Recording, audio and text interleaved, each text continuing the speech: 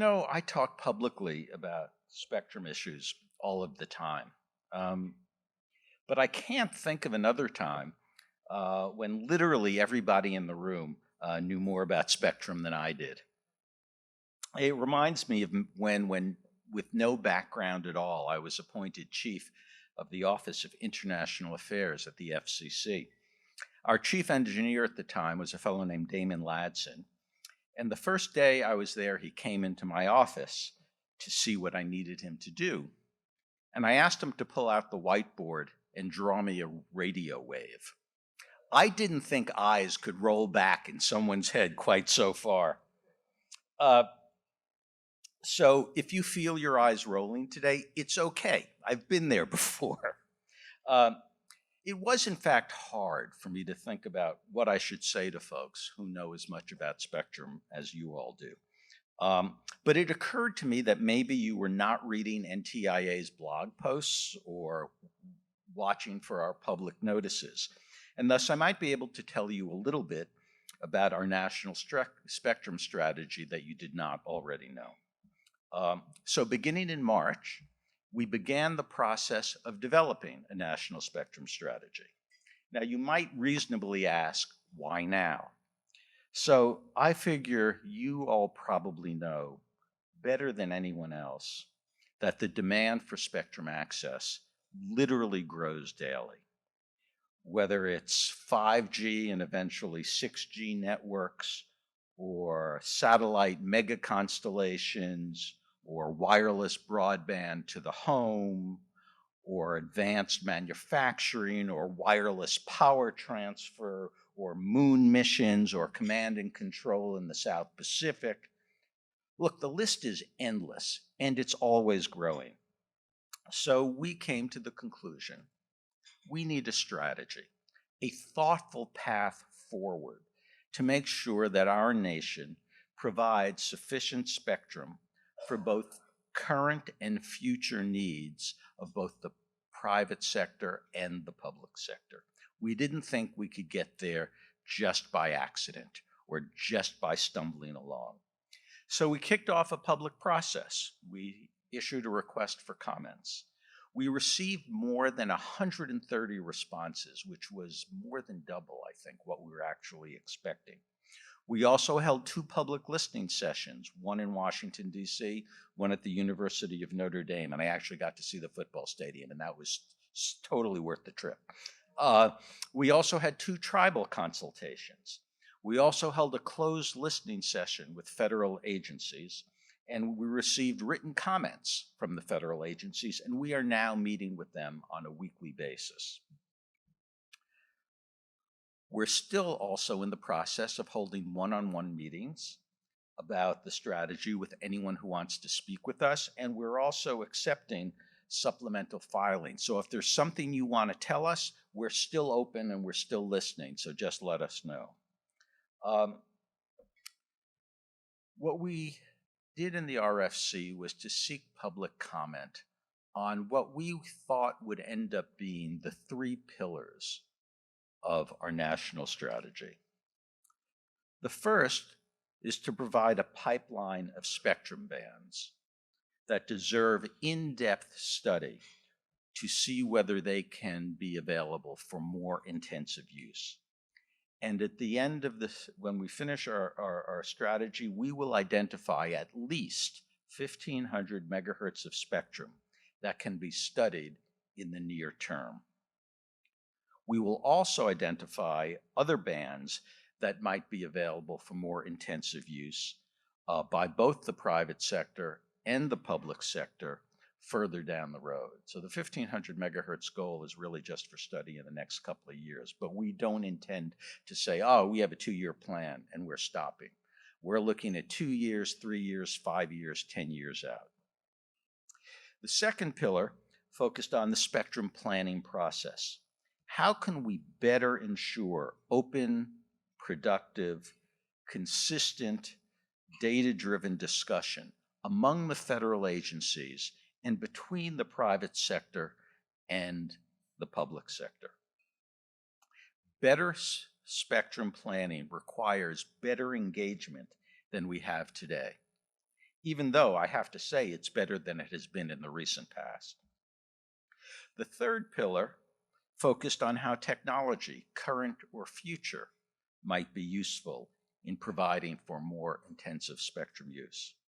And based on public comments, we will likely address a variety of other matters that we had not thought of, I think, when we first put the RFC out. So we're going to talk about things like workforce development and transparency and things that came in through the public comment process that we might not have focused on quite as much as we should have. We'll complete the strategy before the end of the year. And several months after that, we're going to issue an implementation plan explaining in detail how we intend to carry out this strategy, how the studies are going to be conducted, where the studies are to be conducted, what else we need to do in the immediate term. So obviously, I can't provide any detail today about what the strategy is going to conclude. Among other things, we don't know ourselves. And even when we do know, we're going to have to work to achieve consensus throughout the whole federal government on that strategy. Because this is not going to be an NTIA spectrum strategy. It's going to be a national spectrum strategy. But I can tell you, I think, a little bit about the broad outlines of what we are going to conclude. There will be access to sufficient high-powered licensed spectrum for private sector advanced wireless networks and services, including for the continuing rollout of 5G and the anticipated development of 6G. There will be sufficient spectrum for unlicensed, licensed by rule, and shared wireless networks and services. At the same time, there will be sufficient access to spectrum for both current and future federal missions, whether we're talking about scientific exploration, national defense, weather forecasting, aviation safety, moon missions, or any other federal mission. Now look, I've said all of this before, and I've gotten some of that eye rolling. I've actually gotten a lot of that eye rolling. To put it gently, there's been some skepticism that we're going to be able to do all these things I've just said we're going to do. And I really do understand that. But we will do them. Why do I say that? Because what's the alternative? We have no bleeping choice but to do it. We need sufficient spectrum for private sector use because, among other things, it's critical to our global technology leadership and to our economic development. It's critical to that. And we will not relinquish leadership in advanced wireless technologies to any other country, particularly any country that does not share our values. Full stop. We need sufficient spectrum for federal missions because, among other things, it's critical to our global leadership in space and scientific exploration, and to our global leadership in military technology, and to our national defense.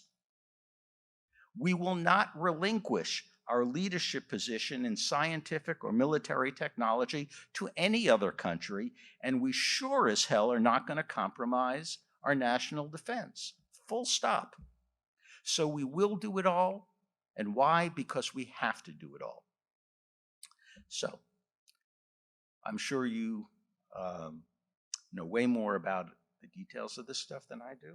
And I hope if you haven't given us your thoughts on the National Spectrum Strategy yet, you will, because we're still here and we're still listening. Thank you for your time. I'm happy to take questions, and with a little bit of luck and maybe a little eye rolling, I'll take a shot at answering them. Thank you.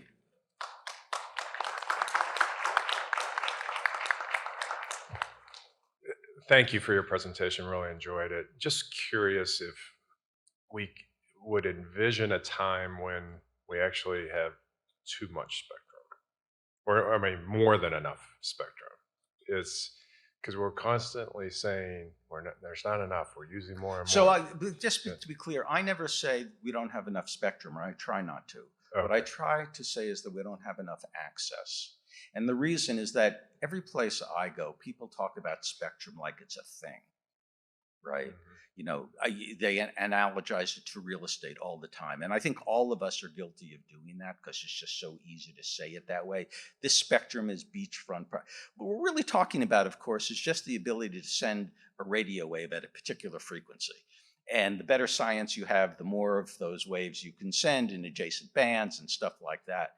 So I could imagine a day, actually, because I am a great believer in science, which is easy for me as a lawyer because I don't understand it at all. But I'm a great believer in science, and I do suspect one could have a day where, with appropriate technological breakthroughs and things, you could have a surfeit of spectrum. And I know some academics have argued we're already there if we just did the right things. So that does not strike me as impossible.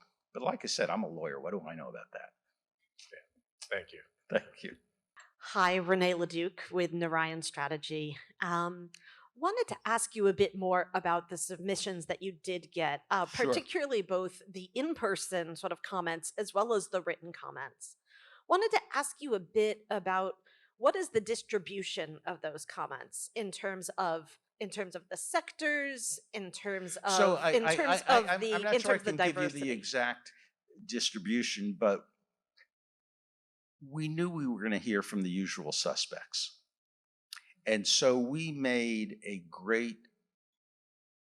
put in a great deal of effort to try to reach out to folks who don't always file at the FCC or when it arises at NTIA. And we've heard from everybody everywhere. One of the things I am most pleased about is how many different comments we've gotten from anyone who seems to be a Spectrum user, literally from people who are interested in transmission of electricity wirelessly, to, of course, folks who are doing earth sensing and weather things. And it's pretty much everyone weighed in. And it's really been fascinating to go through it. It's taken a lot longer than we anticipated, but we did get comments from every possible interest in Spectrum, and we got them not just from industry, we got them from academia. It really was quite rewarding to see how many people cared about it and wanted to participate in the process.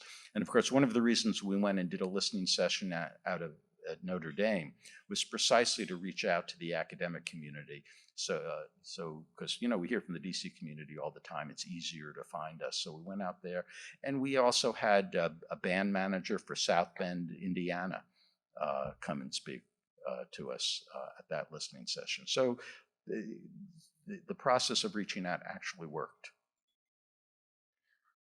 Okay, interesting. I think that I certainly appreciate that 140 comments is quite a lot, especially in terms of this realm.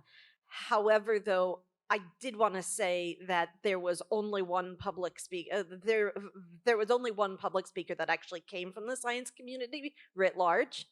Also, there was a very We've had people come in and talk to us too. Now those things have not gone up on our website yet because we're having website issues, but that'll go up soon too.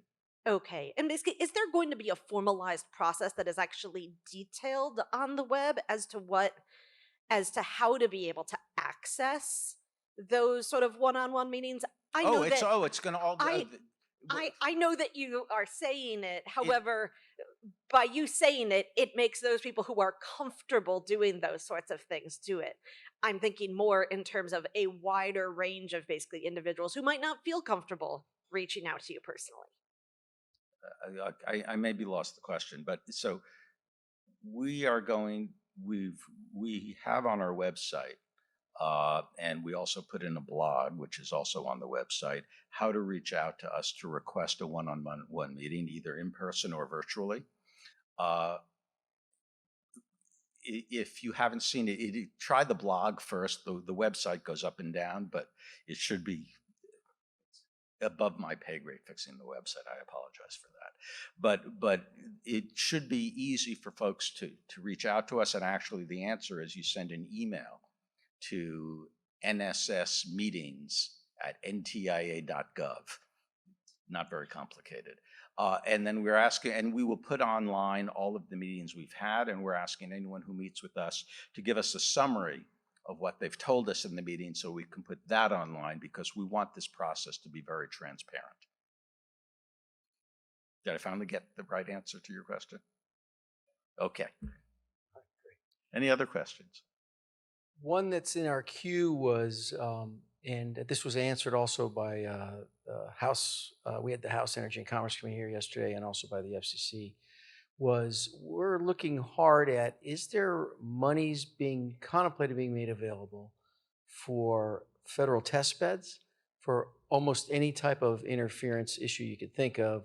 Because there are known standards for assessing if device A is interfering with device B, or network A and a network B, or all So that. that's interesting. So obviously we don't have money that we're giving out because we get our money from Congress.